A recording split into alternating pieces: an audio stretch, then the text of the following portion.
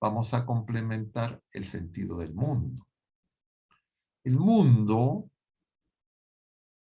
repito, es todo lo que se opone al amor de Dios. Lo que San Agustín en su obra La ciudad de Dios dice se construyen dos ciudades. Nosotros podríamos decir se construye una ciudad terrena y una ciudad, diríamos, marítima. La ciudad terrena se construye sobre el amor de Dios hasta la negación de nosotros mismos. El amor a Dios sobre todas las cosas hasta la negación de nosotros mismos. Y la ciudad marítima, diríamos, se construye sobre el amor a nosotros mismos hasta la negación de Dios. Es decir, en nosotros hay tierra y hay mar. El mar representa el mundo, el mar es inestable, el mar es fácilmente atacado de tormentas, tempestades. El mar es todo lo inestable, todas nuestras pasiones y apetitos desordenados en nuestra naturaleza herida por el pecado. Eso es el mar dentro de nosotros y eso es el mundo, el mar fuera de nosotros. Y fuera de nosotros son las complicidades que se establecen entre las criaturas que, engañadas o en su ignorancia, no quieren amar a Dios sobre todas las cosas hasta la negación de nosotros mismos. Entonces, de alguna manera, el hombre viejo, la naturaleza humana es como el mar. El mundo es como el mar. Por eso es que Jesucristo camina sobre las aguas, por eso es que la iglesia es como una barca. Por eso es que nosotros estamos llamados a ser pescadores. Y esa tierra tiene que ser tierra buena, porque esa tierra también puede ser tierra mala, que no acoge a la palabra de Dios. Y esa tierra buena, nosotros tenemos, diríamos, una porción de tierra buena en nosotros desde el bautismo.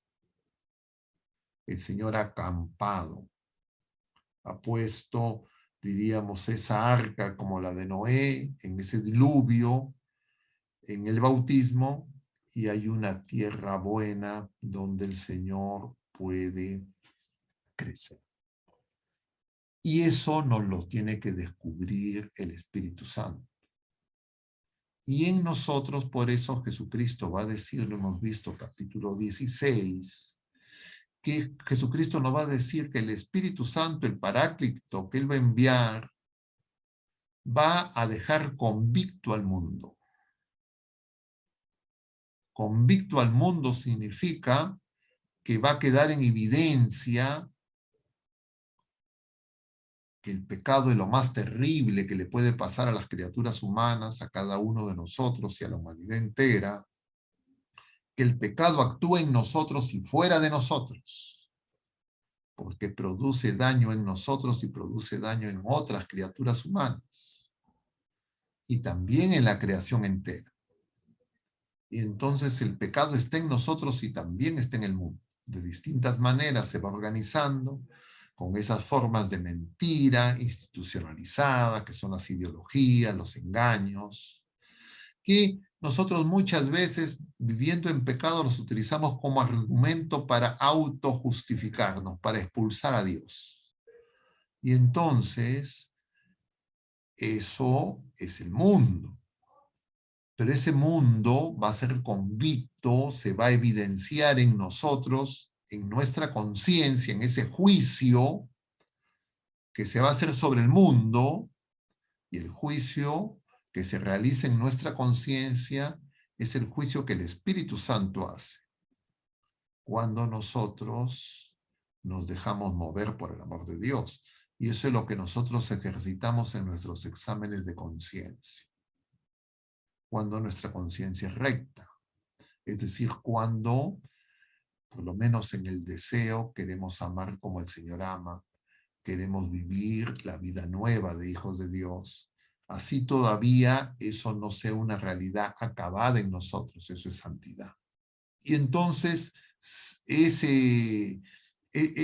queda convicto y se juzga el pecado, se juzga la injusticia, es decir, de no permitir que Dios sea el Señor, que el Espíritu Santo nos mueva, y se juzga y se condena a Satanás, que es el acusador, es el que nos acusa, el que simultáneamente nos induce a desobedecer a Dios y simultáneamente nos acusa diciéndonos que nosotros no podemos cambiar, que mejor nos acomodamos a esa situación desastrosa, que a lo más intentemos aparentar, porque querer vivir como el Señor dice es imposible.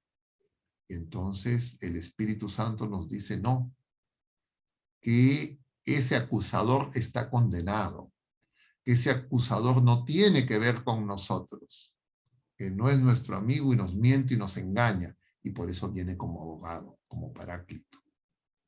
Y eso ocurre en nuestra conciencia, por ese juicio, porque la conciencia simultáneamente lo más íntimo de nuestro ser, pero simultáneamente es donde se producen nuestros juicios humanos.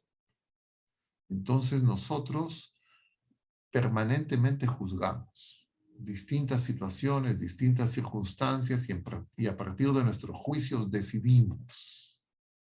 Entonces nuestros juicios tienen que ser movidos por el amor, no por nuestras pasiones, no por nuestras mentiras, nuestros engaños, nuestro pecado, sino con fe viva, firme esperanza, ardiente caridad.